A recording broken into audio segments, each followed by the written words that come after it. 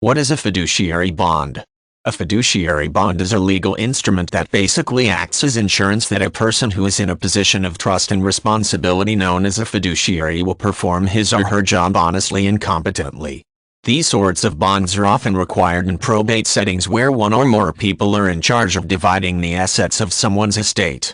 They can also be used in instances where someone is giving financial or banking advice to others or when someone is in charge of someone else's assets. Bonds act sort of like medical or legal malpractice insurance.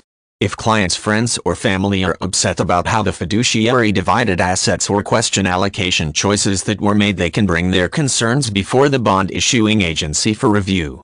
Full-fledged reviews are usually rare. It's much more common that holding the bond is itself enough to compel good behavior on the part of the fiduciary while also inspiring trust in those he or she works with.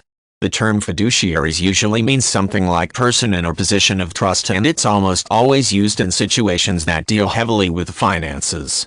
Whether or not someone is thought of as a fiduciary is usually determined by the amount of control or discretion she holds over a specific financial resource. Fiduciaries are usually subject to high standards of conduct because they act on behalf of others. In all, fiduciaries in the fiduciary bond serve to ensure that financial duties are conducted properly. Sometimes people choose their own fiduciaries, as is often the case when a person writes a will. He or she may stipulate that a child, a sibling, or a trusted friend act as executor, a position considered to be one of fiduciary responsibility by most courts. They can also be court-appointed. People who are going through bankruptcy proceedings or who are in the process of dividing assets in a divorce, for instance, may be assigned a financial advisor who bears fiduciary responsibility. Bonds are usually required by the courts, but they can sometimes be requested by the individuals involved too. A lot depends on the circumstances and the specifics of the case at issue. The name can also vary a little bit from place to place. These instruments are sometimes also called administrators' bonds, executive bonds, or surety bonds, but they typically work the same no matter their name. In cases where a fiduciary bond is recommended or required, the burden is usually on the fiduciary him or herself to get the application process started. The process usually starts with a simple paperwork filing with a judge or judicial office, typically the one that is handling the probate or other proceeding. Applicants usually need to provide enough information that the court can run a basic credit history and can get a sense of the person's financial risk, which is usually calculated a couple of different ways.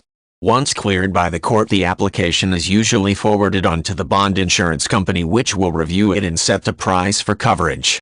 As is the case with most insurance plans and coverage policies, pricing is set based on a variety of factors and isn't usually refundable.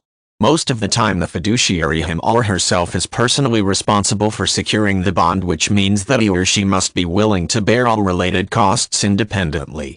Many legal scholars think that the costs alone can help serve as a deterrent for negligent or improper behavior, which can be seen as an additional benefit. It can also come at quite a personal cost, however. People writing wills often specifically stipulate that a fiduciary bond is not required in order to save the named executor from this sort of burden, particularly when that person is someone whom the will writer trusts. Courts can sometimes overturn this and require one anyway, but in most cases the wishes of the deceased person are honored when possible. People who feel that they were mistreated or that their trust was abused by a bond-holding fiduciary can bring a claim against that person with the bond-issuing agency. The process is much like it is with any other insurance claim. The complaint typically needs to set out the specific wrongdoing and must usually provide ample evidence and documentation. Analysts and investigators from the bond company then usually research the claims and come to their own determination of whether any perceived problems came within the scope of coverage. Different bond policies can cover different things, but in most cases behavior has to be particularly egregious in order to sustain a claim. Simply disagreeing with the fiduciary's decisions isn't usually enough. There must usually also be some evidence of actual negligence or wrongdoing. In these cases, the bond company will either reimburse the claimant for his or her losses, help petition a court for a reversal, or both.